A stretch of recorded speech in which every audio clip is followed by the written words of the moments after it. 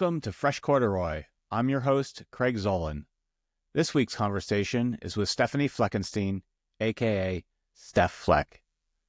Steph is an Alpine World Cup speed skier from Canada. She is currently recovering from an injury sustained at the Val d'Isère World Cup downhill in December of 2023. Previously, she won the NorAm Cup downhill title and was second in Super G and second overall for the 2021 and 2022 season. Now let's go rip some fresh corduroy with Stef Fleck.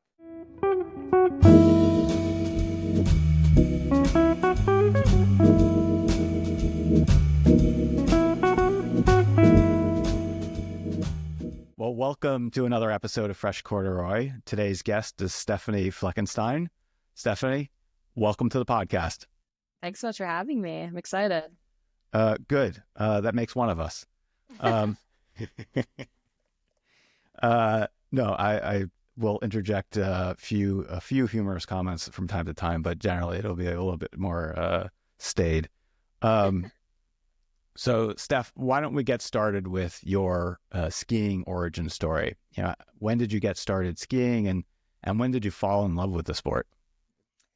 Well, I was super lucky. I mean, my parents brought us up to Whistler every weekend since I was a baby. And I think I did my first day on skis when I was like 2 years old. The classic, Canadian and American skier. We were all on skis at 2. I think I loved it pretty instantly. I definitely loved the hot chocolate and French fries aspect more than probably the skiing for the majority of my childhood. But as I got older and started making friends, I think when I was like 6 or 7, I started making a lot of my best friends that I'm still close with now. And yeah, I think that's when the love for it really started. And I didn't really get into the race program until I think I was 11 or 12. They didn't have a under 12 program when I was a kid, and so we did a lot of free skiing, and we did some they have courses at Whistler, and I would go race those with my friends and family. But yeah, I got more into racing when I was probably 11 or 12, and then from there, again, it was very friend oriented. I loved getting to go up and ski, and I loved Whistler and everything about it. But for me, it was very social. And I think once I turned 15, a lot of my friends started quitting. And that's when I got to the point where I was like, I don't want to quit. So obviously, I love this sport a lot. And I think that was kind of the trigger for me. Whistler, it's been a long time since I've been there, but Whistler is a big mountain. Did they let you at a young age just go off with your friends and roam them out and say meet back at the lodge at at noon? Yeah, I think that's an amazing part about growing up here is it was very safe. We were in the ski scamps program when we were little, but the older we got, our parents knew we were good enough at skiing that they just let us go do whatever we wanted. And it was kind of we'll see you at the house when you get home. It was we didn't have phones, and it was kind of a free for all. I think the mountain had free phones around some of the lodges, and it was kind of if you're not going to be home by 3, give us a call. That's great. One of the common themes that I hear from my guests is that, they all did what you just described, which is it was very social. He had a pack of friends. You could roam the mountain independently, and it was just a lot of fun. And I think that's one of the great things about the sport is that it is a communal aspect to it, as well as athletic, but it's that community and social component that keeps people in it for quite a while. And, for better, I would say for better, it's also a lifelong sport that you're going to be doing that for years to come. Totally. It's crazy because I'm a 97 birth year, and if you look at the Canadian men's ski team right now, it's almost everyone on the team is born in 97. And those were my best friends growing up, those boys. And obviously I had a great group of girls who retired earlier and went on to other things. But we all grew up just like ripping around. And I think it shows like how tight knit we were, that the social part, I think, got us through those like kind of awkward teenage years where you are missing a lot of the normal high school things in life. And we were super lucky to have this like really tight crew of the same age. We were all really into skiing. We loved, getting to spend our weekends up here, and we were all pretty focused on it. So the community it makes a big difference for sure. Yeah. You mentioned a number of your female friends left. Just out of curiosity, why? One of the things that I've talked about and looked into here in the U.S. is that, again, there's a steep attrition rate, after it begins actually as it peaks at second year U12. So, once you're U14, it begins this, this downward trend. And people talk about the U16 years, like just anecdotally, like, where did your female friends go? Was it academics, other sports, something else? Boyfriends?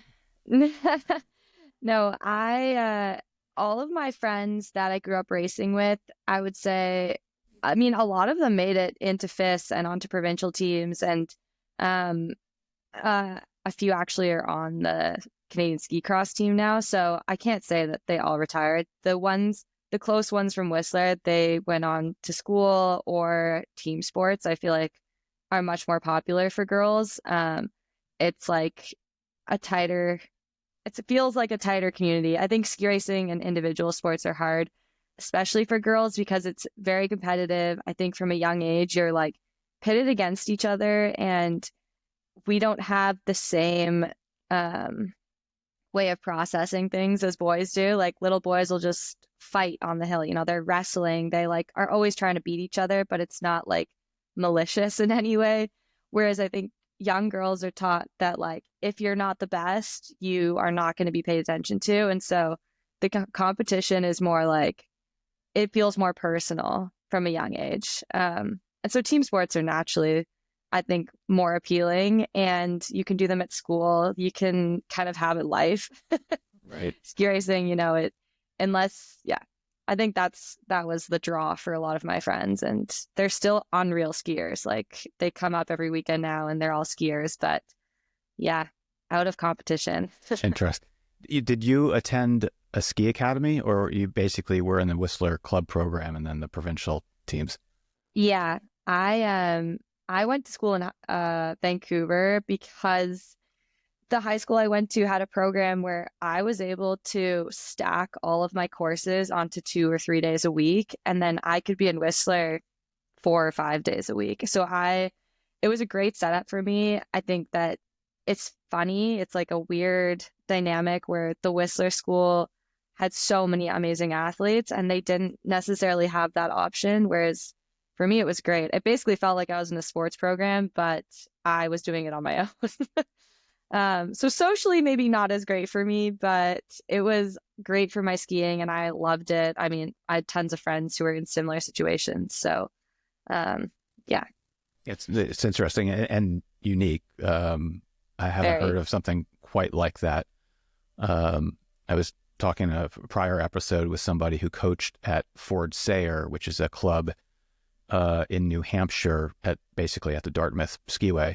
And it's cooperative with the local schools. And so they let them out of school early, and, then they can train. So there's a few of those programs here in the U.S., but it effectively sounds like you made your own, which is very cool. I was super lucky. The vice principal at my school was an ex-competitive bike racer. I had proven that I was going to get my homework done, and I got good enough grades that I was able to make it work with my teachers. I don't think it necessarily would have worked for everyone. But for me, I get it. I was able to get my work done and get good enough grades that they kind of let it slide, that I was only at school a third of the time. That's what everybody aspires to be, right? Only at school a third of the time. I know. It was great. I mean, my parents were a huge help in that too. Like there was no way I was graduating or passing my classes if they hadn't been willing to help and kind of, do the back and forth from Vancouver if I was missing schoolwork. And yeah. Yeah. I'll give myself and the other parents a pat on the back for helping. Totally. um, the so grew up in the Whistler system, onto I guess the British Columbia provincial team, made it to Alpine Canada, um, competed, and then if I have my history correct, an injury kind of sidelined you for a bit, and you decided to go to University of Colorado. Did I get that correct? You nailed it. Yeah, I did 3 years of FIS, 2 years like first year FIS, and then 2 years on the provincial team, and then qualified for the Canadian team. And the year I turned 21, I had won the NORAM downhill title and Super G title the year before. And so I was set to go race World Cups, and I was super excited. And my first camp in Chile with the World Cup team, I think I turned 21 like 2 days before. And I fractured my tibia plateau. And it was kind of one of those injuries where I wasn't going to be out for the season, but I'm going to be out till January. And yeah, naturally funding issues. I kind of talked to the team and they were like, you can do your return to snow on your own and try to come back and race NORAMs. And around that same time, Michaela Tommy, one of my teammates who had been on the Canadian team with me, had just started at CU, and she had called me and was like, you should come. We have an opening. We have a scholarship. Like, they'll take you. You just have to apply. Yeah, so I applied in November and I started school like January 1st. It was insane how quick it all happened. That's terrific. So you quickly moved to Boulder and get settled in and start racing. One of the things that I sort of want to explore throughout the conversation with you is the sense of individual competition, which we've already touched on in terms of why girls may move to team sports. And you're competing effectively on your own, albeit with a support group of Alpine Canada or a provincial team. And then you're going to Colorado, which is much more of a team dynamic, I presume. Totally. At the end of the day, you are, looking at your own results, but also importantly, how is the team doing? How is that similar and how is that different? The first year I started there was awesome. The athletes I was honestly one of the youngest ones on the team, which was crazy because I was already 21. But we were super tight. Like, I feel like everyone had this really strong goal of winning nationals, and we had Michaela. It just like kind of felt like we were all working towards a common goal and like working really hard for it. And that was amazing. And it led into that next year too. We like felt like we just had this unstoppable team. And then we did everything together also. Like, it was a very close team. And I was so grateful that I came in at that time because I got taken under the wing of these athletes who were 25, and they had all been on national teams. It was like this really strong group. And then obviously that next year we were doing awesome, and the COVID hit in the middle of nationals. And after that, it was really hard. Like, everyone got sent home really abruptly. There was no goodbyes. There was no like kind of end to it. And the next year was really tough with COVID. Like, it was super strict. And it was an awkward period for me because we were coming up to an Olympic year, and I had told the coaches that I was going to try to qualify for the next Olympics. Like, that was all part of my plan. So for me, I was like trying to do these races outside of school, coming and going. It felt like everyone was kind of on different pages, and it was super tough because we were all in these like different testing pools. We were all Yeah. And for me, that was like a really hard part of college, was trying to navigate, like, how do I come and go from a team that it doesn't feel like I'm like 100% there.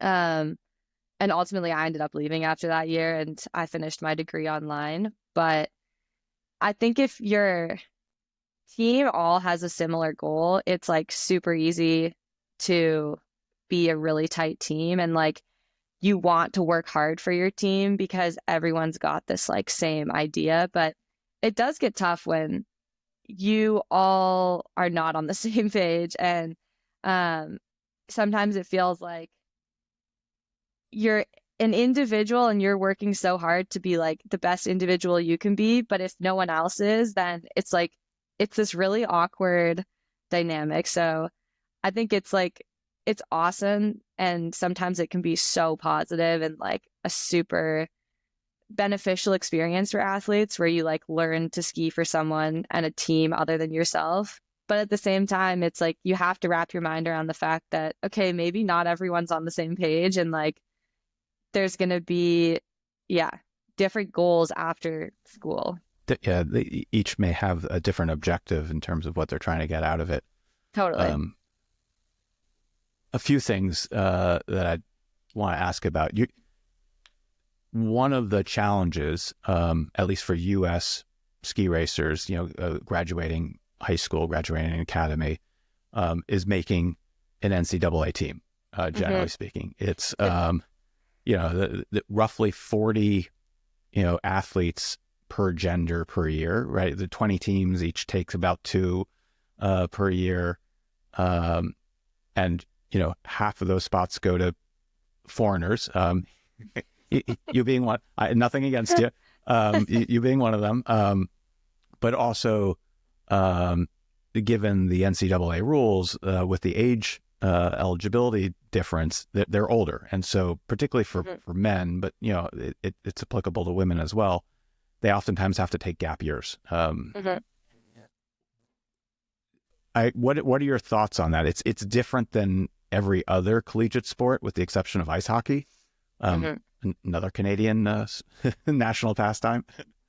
But I guess, what are your thoughts? On the one hand, the athletes come in a bit more mature, and also can contribute to the team right away. But on the other hand, it's a different collegiate experience than what the normal pathway is. So curious what your thoughts are.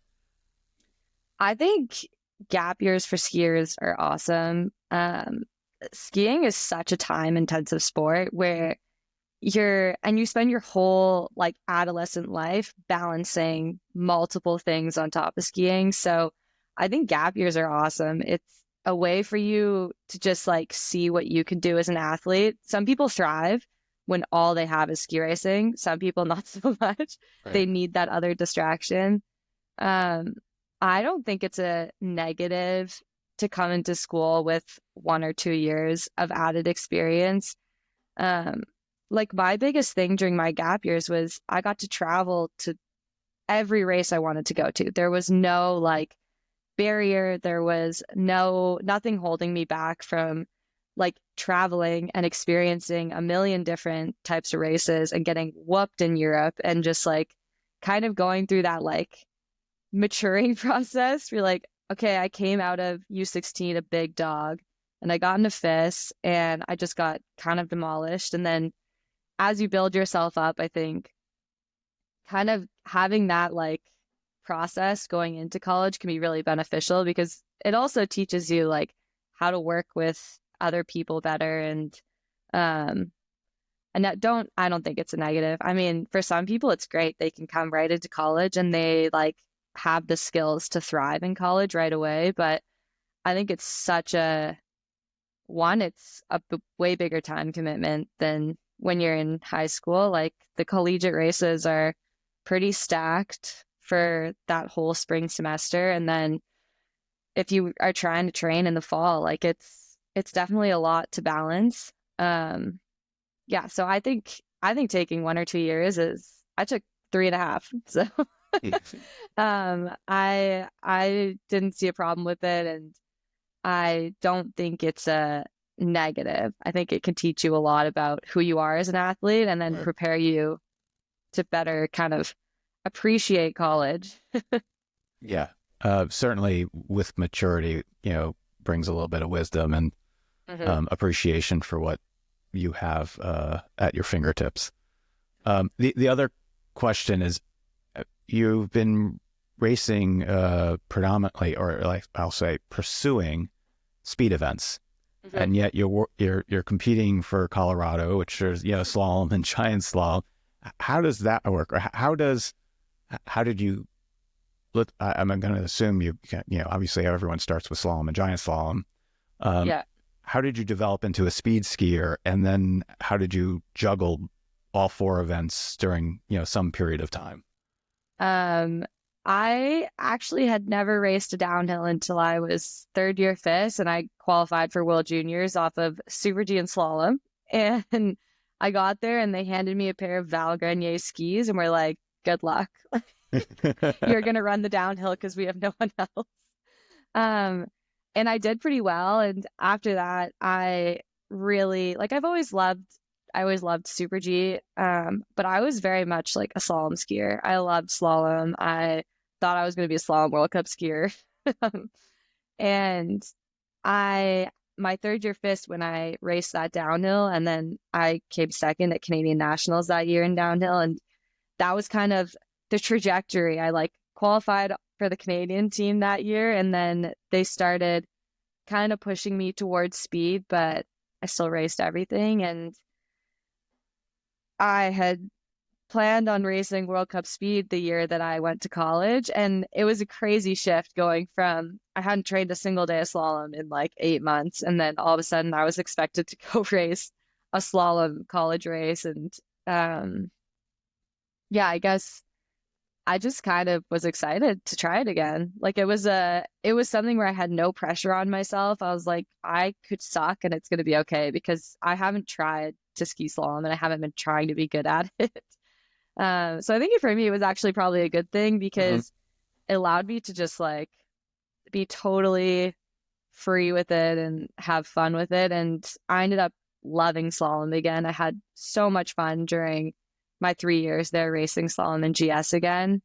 But we kind of, I got to this point where I was racing college, but then I was also racing NORAMs and I was winning NORAM downhill and Super Gs. And I was like, I may as Yeah, well try. right. I may as well go and follow this path that I had like already started setting for myself. And it was a good mix because then the following year I was racing World Cup speed and coming back to the NORAMs and I was like getting podiums in NORAM slaloms with no training. So it was kind of a fun back and forth I was able to do. That sounds great. I wish we all could have those I know. skills. Yeah. So, so after CU, you leave. You're doing really well on the NORAM circuit. You're going to pursue um, World Cup level and competition for the speed events, and but you're on your own, correct? I mean, it's not with Alpine Canada. You set out as an independent ski racer. How does that happen, right? I mean, obviously you had a spot, but you're now I'm thinking of entry to FIS races for my son. It's like there's ski reg, right? Like you sign up on ski reg Yeah. or you file an intent for a Canadian race. Like you're at a completely different level and you're doing it on your own. Like what is that like? It was really hard. But I will say the first year that I went independent, Trisha and I sat down in the spring because we were at the American Downhiller Camp coaching, and the two of us were like, how do we do this? We have no, we, between the two of us, we had like 10 World Cup starts. We have no experience in Europe. So we decided to join the, um, at the time, I think it was called the International Racing, ISRA, International Ski Racing Academy. And it was sold to us as a team where we would be skiing, training and racing with Alice Robinson. We'd have these coaches who had worked with Lindsey Vonn and Julia. Like we were kind of, it was great. Like we joined this team and it wasn't 100% how it was advertised, but I think that's normal in ski racing. And we made the most of it. That's normal in pretty much everything. The sales literature is a little bit better than what it turns out to be. Yeah, it worked out great. Between the two of us, we were able to race almost an entire World Cup season. I was flying back and forth to NORAMs to try to win the NORAM title again. And it was a lot, but it was great learning. Like we were able to race in Europe full time and learn so much about how to run a team. We were able to make connections with the other national teams. Um, and then we came back to the US in the spring and we organized, I like won these NORAM titles. So we knew that this next year was going to happen. And we sat down with Thomas Wilson and a couple other like Dane Spencer and AJ Kitt, and we're like, if we come up with a plan, will you guys help us? Like, we will fund it. We will find a way to get all these sponsors, and we will like make a race plan and stuff. But like, we need your help because we need coaches. And from there, it was just kind of trial and error. Like we set a schedule for the summer. Chile got no snow. It was kind of every step forward we took there. It felt like we took like 4 steps back. But then Trisha and I both had like the best seasons we've ever had. And she qualified for the US team. I qualified for every national team except for the Canadian ski team.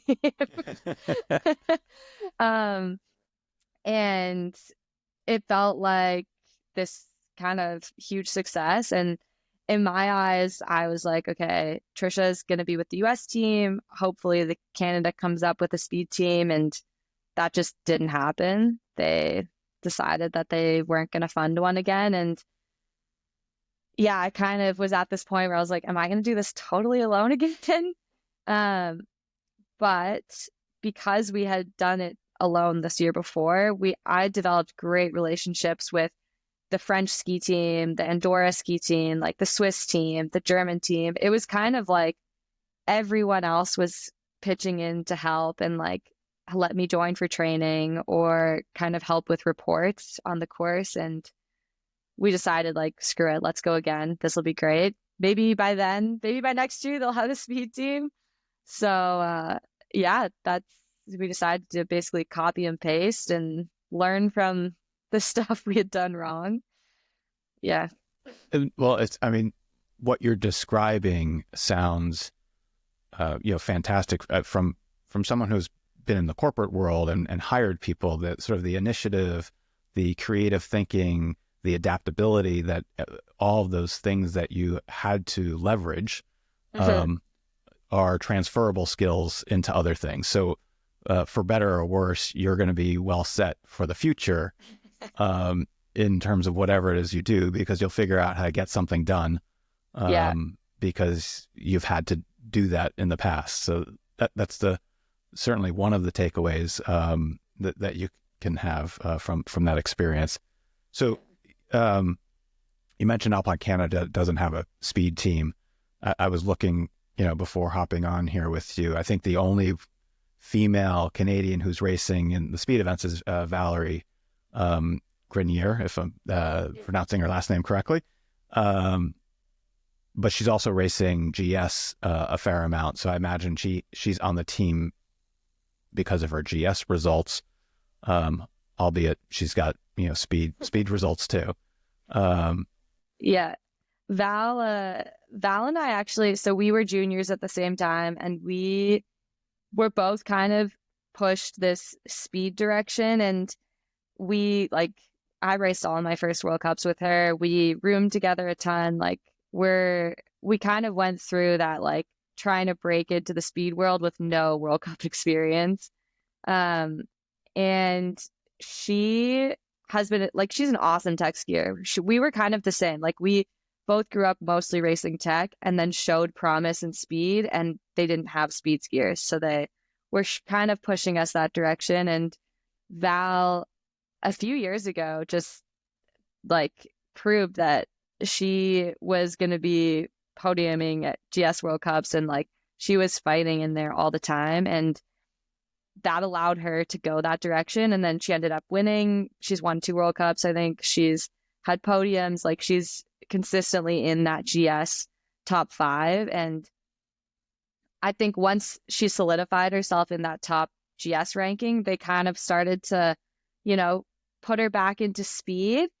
And I guess I missed a step. She had a really terrible terrible crash like 6 years ago, I think, that similar to mine. Like it was horrific in a downhill training ground or warm-up course or something. So she had kind of veered away from speed on her return, and that's when she really started to punch in with GS. And last year she started coming back more with the speed events, and she like podiumed in Cortina. She was doing amazing. Like it was so fun. We were kind of back together. Like it felt like we had a little team going. And then she got injured again in Cortina. And it's been great to see her kind of like coming back in speed, because it gives me hope. Like it's great to say you're a World Cup skier, but when you're on your own, it's pretty lonely, and like it kind of defeats the purpose. Yeah, so that's another area that the team, and I use air quotes, team aspect sounds pretty important, right? You need the community, not just on the hill but off the hill. There's a lot of time spent in the lodge, in the hotel, in the van ride, the whatever the case, and from my sort of observations, it doesn't matter if it's at the World Cup level or at the, first year FIS level or even U16, right? If you're not enjoying yourself with the group of people that you're with, doesn't make for an enjoyable experience. No. So how have you? Who's your surrogate team? You've talked about hopping in with other national teams to get training and the like, but who do you get to travel with and spend time with? Who's that surrogate family / team? It depends. I mean, I've been super lucky that Thomas, my coach, is also like an amazing friend to me, and we have known each other for years and years, and we just get along super well. Like he's obviously not a girl, so it's like great that we're good friends, and I love having him as a coach and friend. But I will spend a lot of time with there's an Andorran ski racer, Conde Moreno, and she's also on her own. So her and I do a lot together. We like do our race prep together. We we'll try, if we could stay at the same hotel, we try to do that. But in the summer, I am alone or with my sister a lot for the like off-season training. I mean, I train alone a lot, and I've been super lucky. My sister's been in ski racing and like loves the summer training with me, but there's no like team aspect, I guess. And then in the fall, I have just become really good at like whoever I'm around, I like am very good at embracing that relationship at that time, and kind of like using it to feel like I have a team with me. And I think you figure that out. Like the longer you're on your own, you just learn to adapt to whatever environment you're in and whichever people you're with, whether it's girls from other national teams or if it's boys from club teams. Like I went to Chile with a group of 18-year-old boys last year or 2 years ago, and I was like their mother. I was like telling them to clean up after themselves after skiing, and but it was great. Like I had a lot of fun with them, and I like just kind of embraced it for what it was. Like these are going to be, it's a different type of relationship, but it's still, we're all working towards something, and if I can help them and maybe they can help me in some way, then that's great. Too bad you weren't at the resort that my son was in Chile, because he could have used someone to tell him to pick up after. Yes. His trip, they had so much snow when he was there that they basically got no training in. It was practically a powder day every day for 2 weeks. Bonus and a Yeah, sad part. exactly. The so you've made do. Obviously, you've found your friends both obviously to commiserate with and to travel with. Let's talk a little bit about what you're doing now. So a little over a year ago now, you had a pretty bad crash, which at Val d'Isere, which correct me if I'm wrong, you scored points in. I did. Got some prize money. It's pretty exciting. And if only you hadn't caught an edge, who knows? It might have been a few hundredths of a second faster, and even higher up on the leaderboard. Yeah, if I hadn't slid across on my butt, it may have been a little bit better. Yeah, I mean we'll talk about the injury and what you're doing, but you have to look back and say, gee, I actually crashed coming across the finish line and I still scored points. Got to be a little bit pleased about that. It was a very funny situation. Not really, but to me it was, because I obviously didn't have my phone for 48 hours after the accident. And the next day I got my phone back and I had probably messages from 50 different people saying congrats, points, congrats.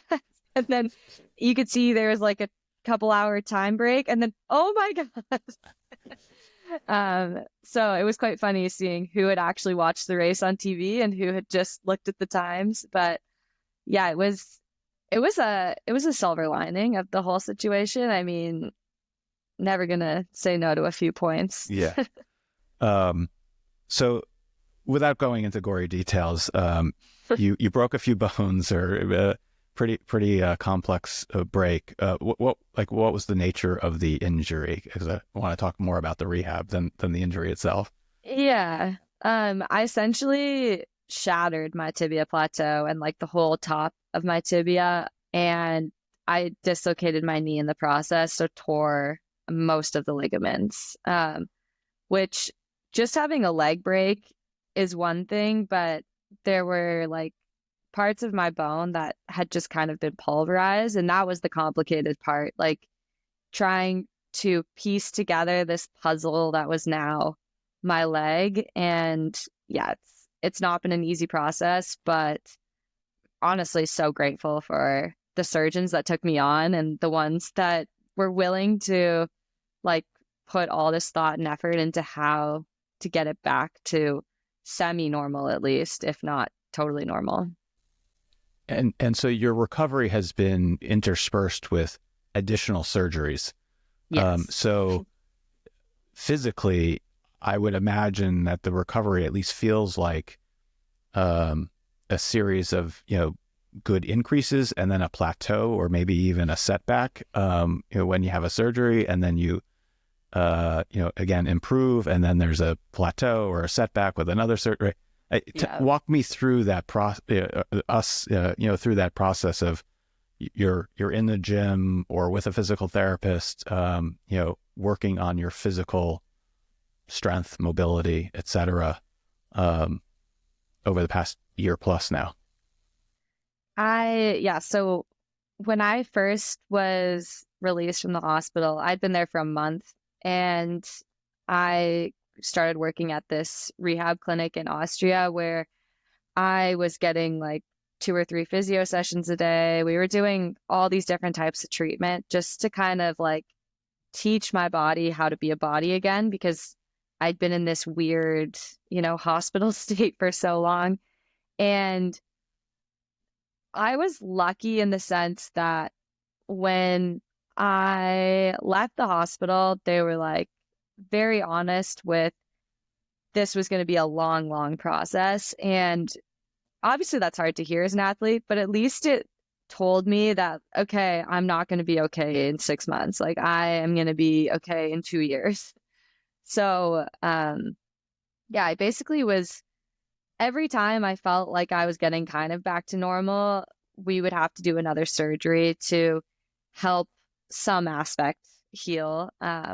And by the time, so I got injured in December, and by the time April hit, I was like pretty good. I was still using crutches sometimes, but I was like in the gym every day. I was feeling a lot stronger, and I was able to like kind of, it felt like things were getting close to an end. And unfortunately, I knew I still had to get my ACL fixed. And that was like a really hard adjustment for me, going from uh, being able to do stuff to then ACL, and mine was complicated. So I was non-weight bearing for 6 weeks. And that one I think was the hardest for me mentally, because it felt like I was getting so close to being normal. And then, yeah, having to kind of take a step back for 6 weeks was really hard. And it was honestly tough coming home after that. I got home and I just felt like I had missed so much. And I was in this state of just like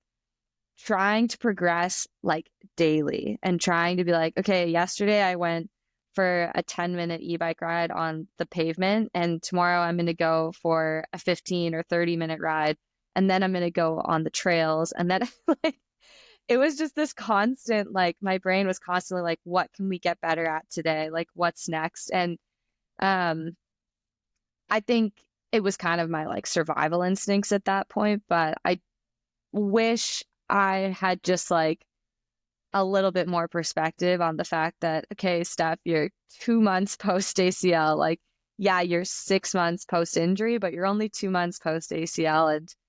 And I finally had a surgeon or a physio after my sixth surgery, which was in October. He or she was like, every time you get a surgery, you're back to zero. So you are not, like right now it's October, you are not 10 months post injury, you are 2 weeks post surgery. And I think that helped me like switch a flip, and that like really changed my expectations of how I was going to take each step. And just, I kept having to journal down to myself, like, okay, every time you have a high, you're going to have a low. So don't don't expect it to just like continue to go up forever, because I'd have these weeks where everything was working super well and I felt strong, I was biking well, I could walk up and down stairs like easy, and then I'd have a week where I could barely turn a pedal on my bike, like my knee was so stiff. So, yeah, really shifting my expectations of how the healing process works changed the way that I viewed it, because it's super hard not to get down on yourself and be like, why am I not getting better? Why am I not, I'm 6 months post ACL, why am I not able to do these things? When in reality I was like, oh, okay, well, I'm only 3 weeks post scope.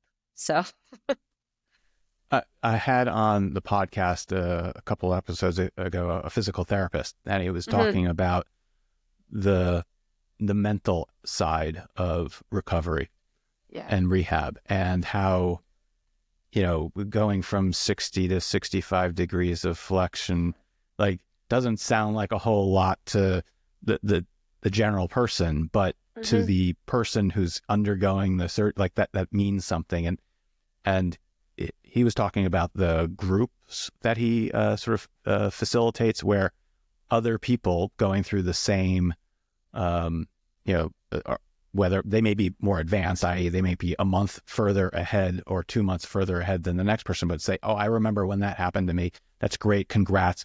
Do you have any, aside from your parents and the physio, like, do you have a support group, or is there a group, for lack of a better term, that you commiserate with and share your, both successes and setbacks along the way with?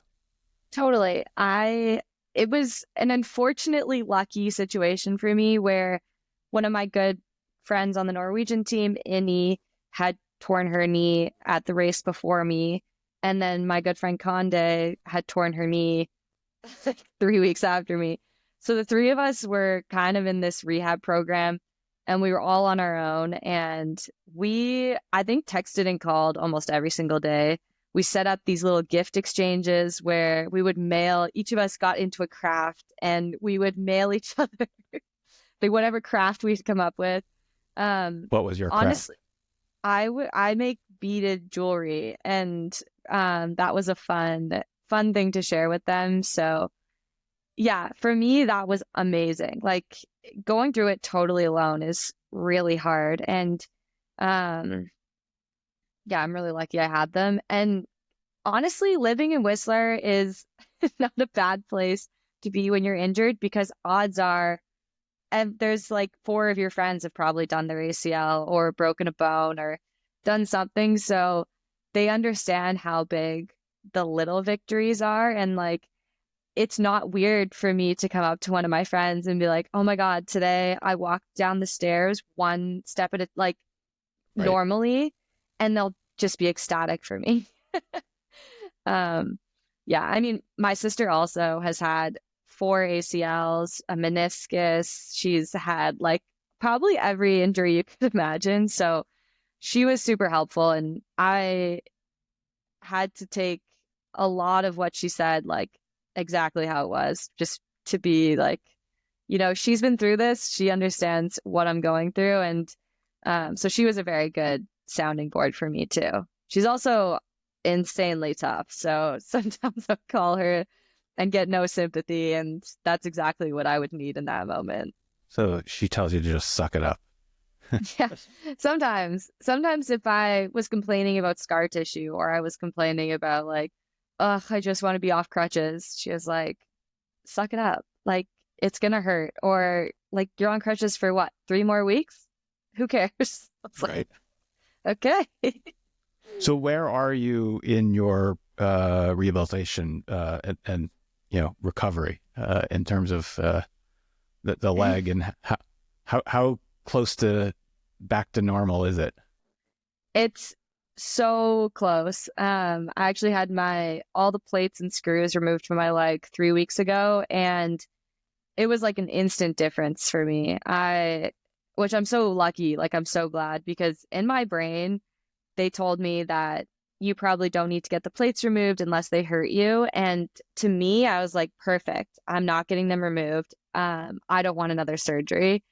And I finally got to this point where it was hurting so much that my physio and surgeon were like, you have to do it. And I'm so glad that they did, because I feel like it's a totally different feeling having it all out. And yeah, it's 6 weeks of recovery, but I've been doing this for so long that yeah, the first 3 weeks have already flown by. And after 6 weeks, you can basically start getting back to normal. And I just need to get a bit stronger, and then I'll be back on skis. So do you already have a return to snow program or a date, that's marked on the calendar where you're like, gee, I hope to go to Mount Hood in June, or whatever the case may be? I do. They told me that after 6 weeks, I'm like probably okay to go do a run or two a day every third day. So I have April 8th marked in my calendar to go do a run. I know that it's not going to be like You're not super, setting a PR? no, more just for my brain and, the mental side of things. But, um, I was saying that I'm being very generous with myself, and just, I've honestly, in my brain, I've decided that I'm not going to start ski training, like race training, until next fall or end of summer. And I'm just allowing myself to learn how to ski again, go through the slow motion of it. And if by some miracle I'm able to get in gates before that, great. But in my mind, I've put it at the end of summer so that it's like, I'm not stressed. I'm just, end of summer, there's still lots of time, you know? Yeah. As a layperson, I would agree with you. I think just free skiing, Yeah. getting yourself situated is highly beneficial, and so Hmm. better to feel comfortable there than rush yourself into gates. Totally. Um, what else? One other thing that I want to touch on before we wrap up um, is I was talking with CJ Feehan recently. who, I don't know if you know her, but she worked for FIS for a number of years and was like the director of communications. So she was the woman who would interview people, who won post race, among other things. And we were talking about how to improve um, the audience base and sort of the popularity of alpine ski racing in North America. Obviously, there is a dedicated group of fans here, but they tend to come from ski racing families. Whereas something like Drive to Survive on Netflix, your average Toyota Corolla is nothing like an F1 race car, and yet there are a lot of fans who drive Corollas and watch Drive to Survive. So the point, the comment was, there's a lot of drama at the World Cup races. There's a lot of behind the scenes stuff, which would make for interesting TV. I agree. What are so what are some of those? Let's do the trailer, the teaser for the series that should come out in a year or two. I mean, just like any sport, I mean, there's definitely rivalries. There's a lot of big personalities and conflicting personalities, because I think you have this, like, ski racing is like a European based sport, right? It's very type A, it's very like serious. And then now we have this kind of group of us North Americans who have come in bringing a lot of personality that's not type A, a lot of like charisma, a lot of kind of in your face more attitude. And it's funny seeing it all interact, seeing how people there's a lot of friendships now. I think it's, especially on the speed circuit, it's very tight. Like, there's very tight groups of friends now, because one, everyone kind of has a level of respect for each other, where you're risking your body and your life basically every race. And so I think that seeing the different friendships and the different which teams get along the best would be quite fun. But yeah, I mean, everyone wants to be the best, and they're going to do everything they can to be the best. And I think that there would be a lot of interest in the actual personalities of the racers, because it's one thing to do an interview for TV at the end of a race and say how happy you are that you won. And it's a totally other thing to show how you react to sucking, or how you react to, someone on your team winning when you were leading and something happened to you. Like, it's a high strung sport, and it's so much time spent on the road that there's a lot comes out at the end of the year, I think. When you say comes out, like it becomes public knowledge, or No. like a lot of emotions are I think emotions. Yeah. I think by the end of the year, everyone's pretty drained and pretty like just wants to get home for the summer. And it would be interesting to see how people deal with it. Yeah. Well, it is nearing the end of the season, if not the end for many. And so obviously we were going to right now see the World Cup finals, wrap things up, and we'll see how that goes. But and of course that's a whole new downhill track that I'm sure you would have liked to have skied. Yeah. Hopefully in the near future. Listen, thank you very, very much. From one Colorado alum to another, thank you for joining me on the podcast today. Hopefully it wasn't too painful. No, it was great. This was really fun, and probably good for my mental health to talk about. Yeah, listen, I think talking about these things is healthy, and hopefully a laugh along the way goes a long way. I have obviously seen your social media reels. You always seem to be super upbeat and positive, which is wonderful to see from afar. So keep up that attitude. I appreciate it. Yeah, I think you have to embrace the situation you're in and put a smile on. Yeah, agreed. All right. Well, thank you very much for joining me. And till next time, this is Fresh Corduroy. Well,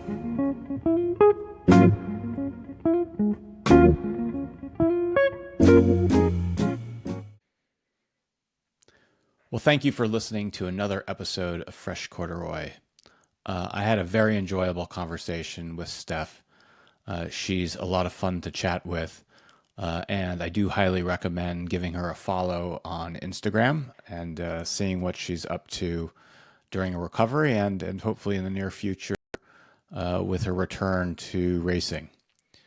A few points that I thought were particularly interesting. One, obviously, she's been rehabbing and recovering from her injury for some time now, and how that sort of impacts her mentally in terms of continuing to get better, then having to take a step back given another surgery, and moderating her drive and ambition to get better as quickly as possible, and knowing that she needs to moderate that drive a bit in order for long-term success.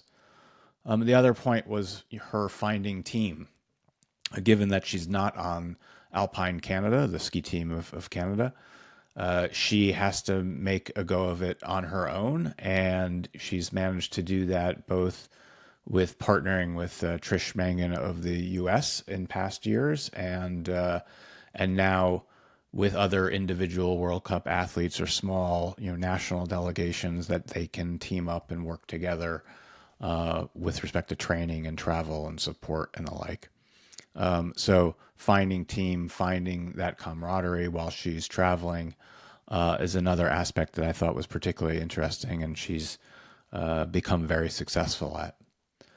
And finally, at the beginning of our conversation, we talked about the challenges facing women in individual sports as opposed to team sports. And I thought that was interesting and insightful, not something that I had considered before. But, again, appreciated her insights and her perspective on that. And with that, we look forward to seeing you on the next episode of Fresh Corduroy. Until next time, see ya.